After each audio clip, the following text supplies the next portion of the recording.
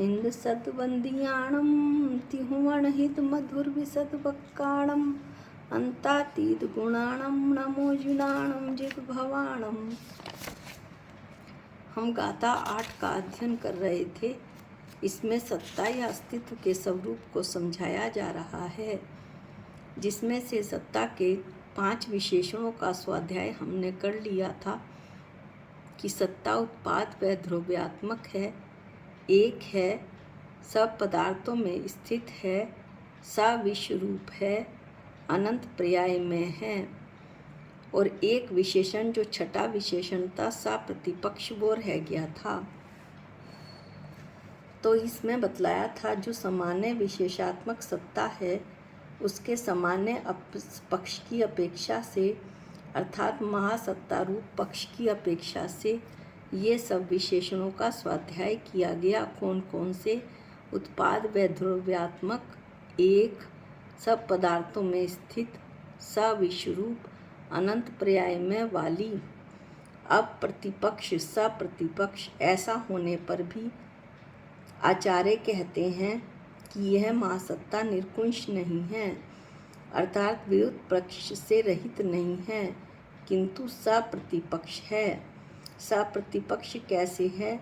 सत्ता को असत्ता प्रतिपक्ष है, त्रिलक्षणा को अतिलक्षणापना प्रतिपक्ष है, एक को अनेकपना प्रतिपक्ष है, सब पदार्थ स्थित को एक पदार्थ स्थितपना प्रतिपक्ष है, सविश्व रूप को एक रूपपना प्रतिपक्ष है, अनंत पर्याय में को एक पर्याय में पना प्रतिपक्ष है। अब इन 6 बातों को हम एक एक करके लेते हैं। जो सामान्य विशेषात्मक सत्ता होती है उसके 2 पक्ष होते हैं। एक तो सामान्य पक्ष वह महासत्ता है और दूसरा विशेष पक्ष जो अवान्तर सत्ता कहलाती है। महासत्ता अवान्तर सत्ता से अवान्तर सत्ता रूप से असत्ता है, क्योंकि मेरी जो सत्ता है वो अन्य सभी द्रव्यों से असत्ता है। महासत्ता सभी द्रव्यों की सत्ता को बताती है, जबकि अवान्तर सत्ता एक एक द्रव्य की सत्ता को बताती है और अवान्तर सत्ता महासत्ता रूप से असत्ता है। इसलिए यदि महासत्ता को सत्ता कहें तो अवान्तर सत्ता को असत्ता कहा जाएगा। इस तरह से ये एक सा प्रतिपक्ष का एक विशेषण पूरा हुआ। महासत्ता उत्पाद व द्रव्य ऐसी 3 लक्षण वाली है, इसलिए वह त्रिलक्षणा है। लेकिन अवान्तर सत्ता में वस्तु के उत्पन्न होने वाले स्वरूप का उत्पाद ही एक लक्षण है, नष्ट होने वाले स्वरूप का वह ही एक लक्षण है और ध्रुव रहने वाले स्वरूप का द्रव्य ही एक लक्षण है। इसलिए इन तीनों स्वरूपों में से प्रत्येक की अवान्तर सत्ता एक ही लक्षण होने से त्रिलक्षणा है। यहाँ पर यह बताया गया है कि महासत्ता जो कि सब पदार्थों के लिए आ रही है, सभी वस्तुओं के लिए आ रही है, उसमें उत्पाद व द्रव्य हो रहा है तो वो 3 लक्षण वाली है। लेकिन यदि एक एक वस्तु को देखा जाए तो एक ही वस्तु में जो स्वरूप रूप से उसमें उत्पाद हो रहा है उसी स्वरूप रूप से उसमें वो नष्ट भी हो रहा है, वह हो रहा है, और उसी स्वरूप रूप से वो द्रव्य भी रह रहा है। इसलिए उत्पाद व द्रव्य इन तीनों स्वरूपों से जो अवान्तर सत्ता है वो एक लक्षण वाली कही गई है, इसलिए ये त्रिलक्षणा है, त्रिलक्षण से रहित है। महासत्ता समस्त पदार्थ समूह में सत सत सत ऐसा समानपना प्रदर्शित करती है, इसलिए यह एक है। मतलब महासत्ता ये बतलाती है कि समस्त पदार्थ सत हैं। सत द्रव्यम लक्षणम, सत जो है द्रव्य का लक्षण है और यह समस्त पदार्थ सत हैं, इसलिए सत्ता एक ही है। किंतु अवान्तर सत्ता ये बतलाती है कि वस्तु की स्वरूप सत्ता अन्य किसी वस्तु की स्वरूप सत्ता नहीं हो सकती, यानी कि किसी एक वस्तु की स्वरूप सत्ता सभी वस्तुओं की स्वरूप सत्ता से बिल्कुल अलग है। इसलिए जितनी वस्तुएं होंगी उतनी ही उनकी स्वरूप सत्ताएं होंगी। इसलिए ऐसी स्वरूप सत्ताएं अथवा अवान्तर सत्ताएं अनेक होंगी। इस तरह से एक और अनेक का विशेषण भी पूरा हुआ। सब पदार्थों में स्थित और एक पदार्थ में स्थित विशेषण चलेगा चौथे नंबर का। सब पदार्थ सत है। सब पदार्थ सत हैं, इसलिए महासत्ता चूंकि सब पदार्थों को लेकर चलती है, इसलिए महासत्ता सब पदार्थों में स्थित है। लेकिन अवान्तर सत्ता एक एक पदार्थ को लेकर चलती है, तो व्यक्तिगत पदार्थों में स्थित भिन्न भिन्न व्यक्तिगत सत्ताओं द्वारा ही पदार्थों का भिन्न भिन्न निश्चित व्यक्तित्व रह सकता है। ये क्या इसमें कहा है कि व्यक्तिगत पदार्थ मतलब कि अलग अलग पदार्थों को लिया जाएगा और अलग अलग उनकी प्रकटपना है सत्ताओं का वो लिया जाएगा, तभी प्रत्येक पदार्थ का एक निश्चित भिन्न प्रकटपना होगा, एक निश्चित व्यक्तित्व होगा। इसलिए उस पदार्थ की अवान्तर सत्ता उस एक एक पदार्थ में ही स्थित होगी। इस तरह सब पदार्थ में स्थित और एक पदार्थ में स्थित ये विशेषण भी पूरा हुआ। अब कहते हैं पांचवा विशेषण कि महासत्ता साविश्व रूप है और अवान्तर सत्ता एक रूप वाली है। महासत्ता चूंकि समस्त वस्तुओं को लेकर चलती है, इसलिए समस्त वस्तु समूह के रूपों स्वभावों सहित है, इसलिए वह साविश्व रूप है, सर्वरूपोरा वाली है। समस्त वस्तुओं के रूपों सहित लेकर चलने के कारण वह विश्व में जितने भी द्रव्य हैं उन द्रव्यों के सभी की सत्ताओं के को लेकर चलने के कारण वो सर्वरूप वाली है। लेकिन अवान्तर सत्ता वस्तु की सत्ता का कथनचित एक रूप हो, तब भी ये कह रहे हैं किसी अपेक्षा से यदि वस्तु का एक रूप है तभी उसी वस्तु का निश्चित एक रूप एक स्वभाव रह सकता है। इसलिए प्रत्येक वस्तु की अवान्तर सत्ता निश्चित रूप से एक रूप वाली ही हो सकती है। यहाँ पर अवान्तर सत्ता को प्रत्येक वस्तु की सत्ता बतलाया है कि अवान्तर सत्ता हर एक वस्तु में है, एक एक वस्तु में है, और महासत्ता में समस्त वस्तुओं को लिया है, तो प्रत्येक वस्तु की अवान्तर सत्ता निश्चित एक रूप वाली ही है। अब महासत्ता अनंत पर्याय में है, जबकि जो अवान्तर सत्ता है वो एक पर्याय में है। इसको सिद्ध करेंगे। महासत्ता सर्व पर्यायों में स्थित है।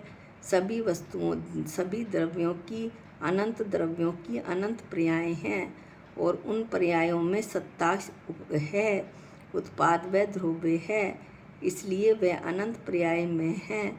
लेकिन अवान्तर सत्ता भिन्न भिन्न पर्यायों में द्रव्य की भिन्न भिन्न पर्यायों में भिन्न भिन्न सत्ताएं ही होंगी, तभी प्रत्येक पर्याय भिन्न भिन्न रहकर अनंत पर्याय में सिद्ध होगी। क्योंकि प्रत्येक पर्याय भिन्न भिन्न होंगी, जब प्रत्येक पर्याय भिन्न भिन्न होंगी तो अनंत पर्याय मिलेंगी, तो अनंत पर्याय सिद्ध होंगी, नहीं तो पर्यायों का अनंतपना नहीं रहेगा। सभी पर्यायों की सत्ता एक जैसी हो जाएगी, यहाँ पर आचार्य का कहना ये है। और एक पना हो जाने से लिखा भी है कि जब पर्यायों का अनंत पना ही नहीं रहेगा तो एक पना हो जाएगा, यानी सभी पर्यायों की सत्ता एक जैसी हो जाएगी। इसलिए प्रत्येक पर्याय की अवान्तर सत्ता उस एक पर्याय में ही है, अर्थात प्रत्येक पर्याय की सत्ता अपनी एक अलग अलग पर्याय में है, अपनी अलग अलग सत्ता है। ये बात यहाँ पर कही। इस प्रकार सामान्य विशेषात्मक सत्ता महासत्ता तथा अवान्तर सत्ता रूप होने से जो सामान्य विशेषात्मक सत्ता है वो महासत्ता रूप है, सादृश्य रूप है, तथा अवान्तर सत्ता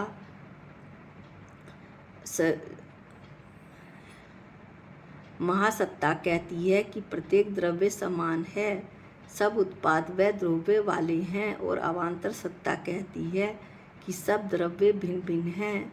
इनमें एक एक द्रव्य का उत्पाद व ध्रुव्य अपना अपना है, अलग अलग है।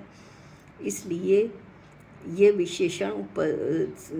विशेषण प्रकट हुए कि सत्ता भी है, और ये जो सामान्य विशेषात्मक सत्ता है वो सत्ता भी है और असत्ता भी है, तिलक्षणा भी है और अतिलक्षणा भी है, एक भी है और अनेक भी है, सब पदार्थ स्थित है तो एक पदार्थ स्थित भी है, सविश्वरूप है तो एक रूप भी है, अनंत पर्याय में है तो एक पर्याय में भी है। इस तरह हमने इनको पढ़ा। अब इतना सब पढ़ने के बाद हमारी समझ में क्या आया, हमारे लिए क्या निकला, तो कहते हैं कि महासत्ता से हमें पता चलता है कि महासत्ता में प्रत्येक द्रव्य समान हैं, सबके अपने अपने उत्पाद व ध्रुव्य हैं। इस तरह मेरा अहंकार और ममकार चला गया। मैं किसी दूसरे से अपने को बड़ा समझता हूँ, अपने ऊपर बहुत अहंकार करता हूँ कि ये मेरा है, ये सोफ़ा मेरा है, ये ड्राइंग रूम मेरा है, ये कुर्सी मेरी है। तो इससे महासत्ता से ये पता चलता है कि सभी द्रव्यों की सत्ता समान है, सब उत्पाद व ध्रुव्य वाले हैं। ऐसे ही अवान्तर सत्ता से पता चलता है कि मेरे अस्तित्व की भिन्नता का पता चलता है कि मेरी सत्ता अलग है, उसका सत्तापन अपना अलग है, उसमें अपना सत्व है। इससे भेद ज्ञान होता है कि मैं किसी का भी कर्ता भोक्ता नहीं हूँ, क्योंकि प्रत्येक द्रव्य की अपनी अपनी अलग अलग सत्ता है। मैं चाहकर भी उसमें कुछ भी नहीं कर सकता। इस तरह अवान्तर सत्ता को जाने बिना मैं अपने स्वरूप को कैसे ग्रहण करूँगा कि मैं तो अलग ही सत्ता वाला हूँ, मेरी सत्ता सबसे अलग है, तो उसमें मेरा कर्ता और भोक्तापना क्या, मैं किसी की सत्ता में कुछ कर ही नहीं सकता। इस तरह से हमें ये बातें पता चलती हैं कि ये जो है, इस गाथा से हमें क्या मालूम पड़ा, यही मालूम पड़ा कि जो है सबकी सत्ता समान है। समान होते हुए भी प्रत्येक द्रव्य की सत्ता अलग अलग है, उसका अपना अपना अलग अलग उत्पाद व ध्रुव्य है। कोई भी द्रव्य दूसरे द्रव्य की सत्ता में कुछ नहीं कर सकता। केवल सत्ता उत्पाद व ध्रुव्य होने के कारण सब समान हैं, और इसीलिए मेरा अहंकार और ममकार चला गया, क्योंकि सभी द्रव्यों में सत्ता है। सत्ता नाम का गुण है, अस्तित्वपना है। अस्तित्वपना यानी मेरा होना सिद्ध होता है। इस तरह से ऐसा भेद ज्ञान करने से ये गाथा भेद ज्ञान के लिए बहुत उपयोगी है। इसके बाद गाथा 9 का अध्ययन हम अगले वीडियो में करेंगे। केवल आज के लिए इतना ही। गाथा 8 ही। निज निधि निज में बताई, ये अनंत उपकार है, इसके लिए जिन वाणी माँ को वंदना अनंत बार है, वंदना अनंत बार है। सबको जय जिनेंद्र।